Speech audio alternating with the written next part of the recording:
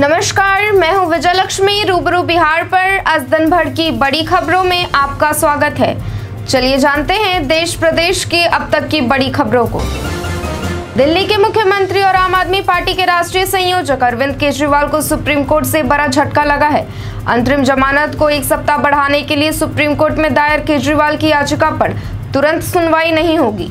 Supreme court के ताजा फैसले से इस बात की संभावना बढ़ गई है कि केजरीवाल को 2 जून को जेल जाना ही होगा। लोकसभा चुनाव के 7वें चरण का मतदान 1 जून को होना है। इस बीच पीएम मोदी ने न्यूज एजेंसी ANI को इंटरव्यू दिया है, जिसमें उन्होंने कई मुद्दों पर बात की है।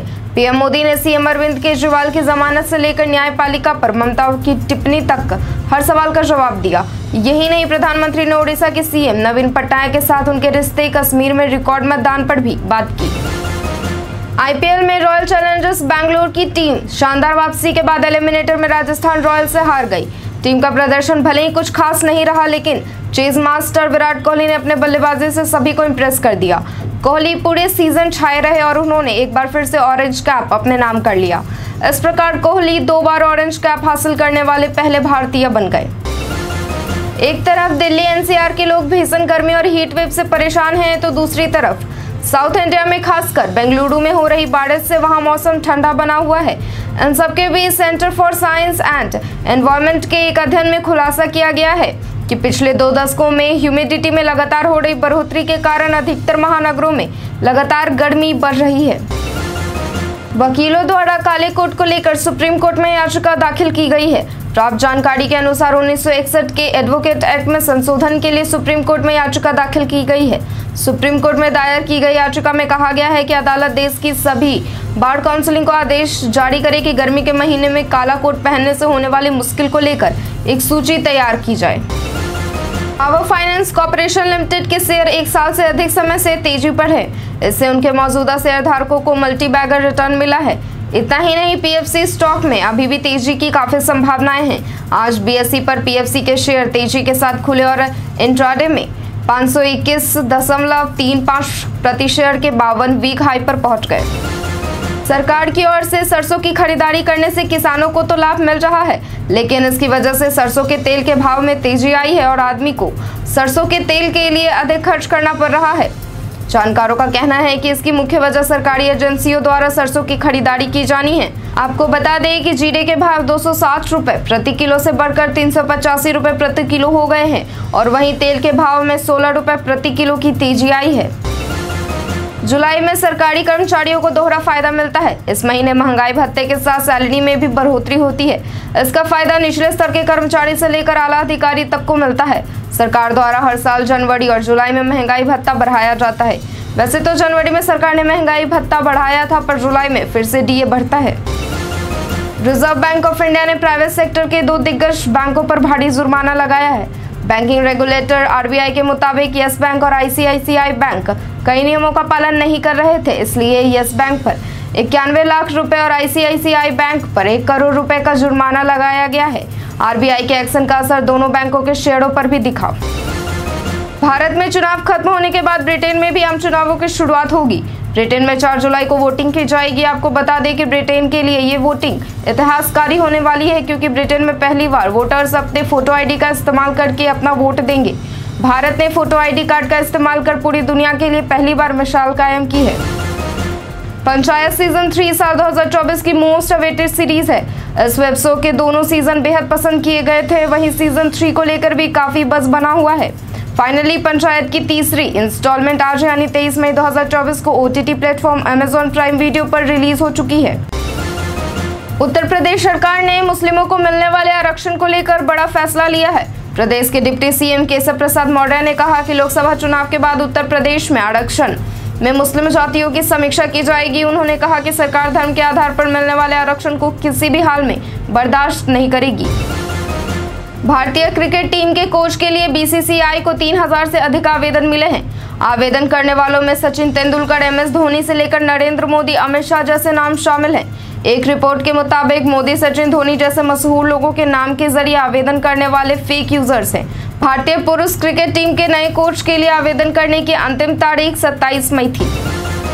देश के सबसे अमीर बिजनेसमैन मुकेश अंबानी के बेटे अनंत अंबानी और राधिका मर्चेंट की दूसरी प्री वेडिंग सेरेमनी बुधवार 29 मई से शुरू होने वाली है। यह एक बेहद भव्य कार्यक्रम होगा जिसमें मेहमानों को इटली से सदर्न फ्रांस के बीच शानदार क्रूज का सफर करवाया जाएगा। अनंत राधिका का दूसरा प्री वेडिंग फंक्शन 4 दिनों तक चलेगा, जिसमें कुल 4380 किलोमीटर का सफर तय किया जाएगा। कांगो में संयुक्त राष्ट्र मिशन में सेवा दे चुकी भारतीय महिला शांति रक्षक मेजर राधिका सेन को सैन्य पुरस्कार से सम्मानित किया जाएगा। 30 मई को अंतर्राष्ट्रीय संयुक्त राष्ट्र शांति रक्षक दिवस के मौके पर मेजर राधिका सेन को 2023 United Nations military gender advocate of the year award दिया जाएगा। यूएन के महासचिव गुटरेस उन्हें इस पुरस्कार से सम्मानित करेंगे। Bounce infinity E1X electric scooter का बैटरी स्वैपलिप वेरिएंट लॉन्च कर दिया गया है। इस इलेक्ट्रिक स्कूटर की कीमत 55,000 से लेकर 59,000 रुपए एक शोरूम है। यह जून 2024 से देश भर में बिक्री के लिए उपलब्ध होगा। कंपनी के अनुसार नए इन्फिनिटी E1X इलेक्ट्रिक स्कूटर को भारत में सभी प्रमुख बैटरी स्वैपिंग नेटवर्क के जुड़ने के लिए डिजाइन किया गया है।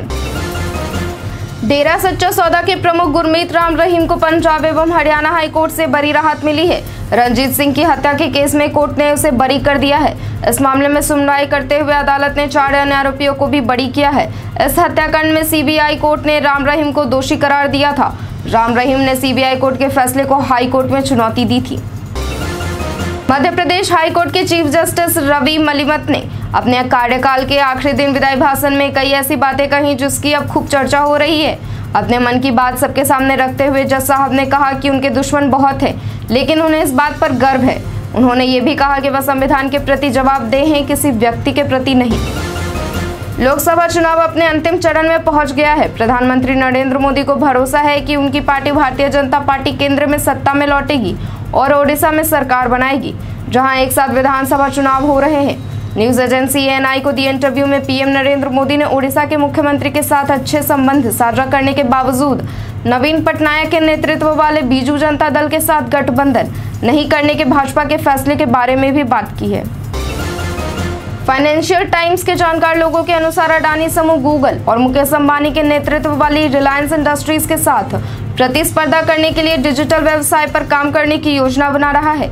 यह भारत के सार्वजनिक डिजिटल भुगतान नेटवर्क यूपीआई पर काम करने के लिए लाइसेंस के लिए भी आवेदन कर सकता है और साथ ही पहले से घोषित सब ब्रांडेड क्रेडिट कार्ड को भी अंतिम रूप दे सकता है। लोकसभा चुनाव के लिए 30 मई की शाम को प्रचार थम जाएगा। इस बीच सूत्रों से मिली जानकारी के मुताबिक अंतिम चरण के मतदान से पहले प्रधानमंत्री नरेंद्र मोदी कन्याकुमारी में विवेकानंद रॉक मेमोरियल पर मेडिटेशन कर सकते हैं।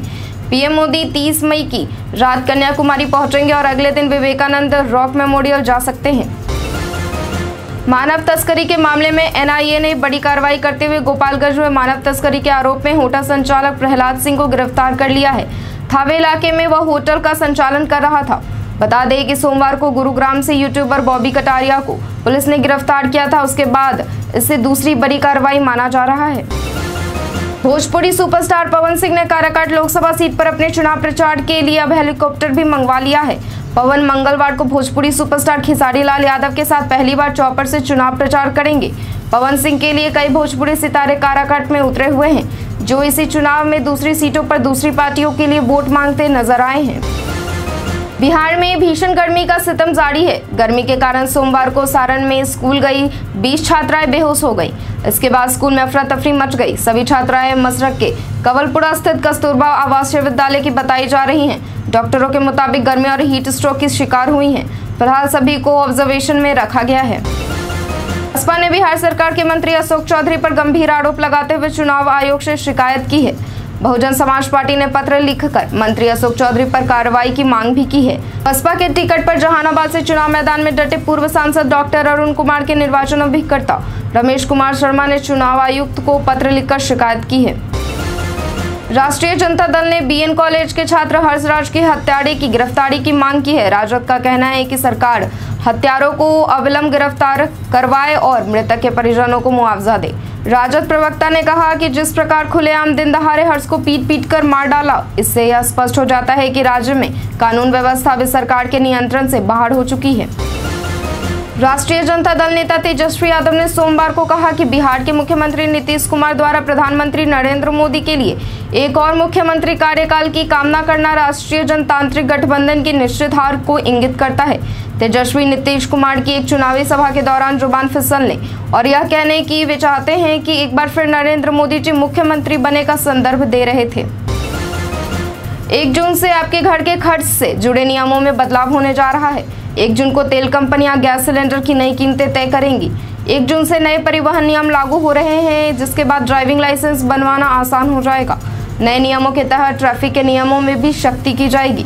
इसके अलावा यदि आपने अपना आधार कार्ड अपडेट 10 साल से नहीं किया है तो 14 जून तक फ्री में अपडेट कर सकते हैं। मनी लॉन्ड्रिंग मामले में आरोपी हेमंत सोरेन की जमानत याचिका पर झारखंड हाईकोर्ट में मंगलवार को सुनवाई हुई। ये सुनवाई न्यायमूर्ति रंगन मुखोपाध्याय की अदालत में हुई। मामले की सुनवाई करते हुए अदालत ने ईडी के अधिवक्ता को 10 जून से पूर्व शपथ पत्र दायर करने को कहा। अब इस मामले की अगली सुनवाई 10 जून को होगी। लालू यादव आज मीसा भारती के लिए चुनाव प्रचार में फुलवाड़ी शरीफ निकले हैं। यहाँ वह खानकाह भी गए। इस दौरान राष्ट्रीय जनता दल के सुप्रीमो लालू प्रसाद यादव ने दावा किया कि 4 जून को देश में इंडिया गठबंधन की सरकार बनने जा रही है। उन्होंने प्रधानमंत्री नरेंद्र मोदी पर भी निशाना साधा है। लालू ने पीएम मोदी के भगवान ने उन्हें भेजा है वाले बयान पर भी तंज कसा है। आज के लिए इतना ही। जिन लोगों ने हमें कमेंट किया था उनका नाम है कौशलेंद्र कुमार, विनोद यादव, गौरव कुमार, गंगा प्रसाद, पप्पू कुमार। अब बढ़ते हैं आज के सवाल की ओर। आज का सवाल है कि हीट वेव से बचने के लिए आप क्या करते हैं? अपना जवाब हमें कमेंट में लिखकर जरूर दें। धन्यवाद।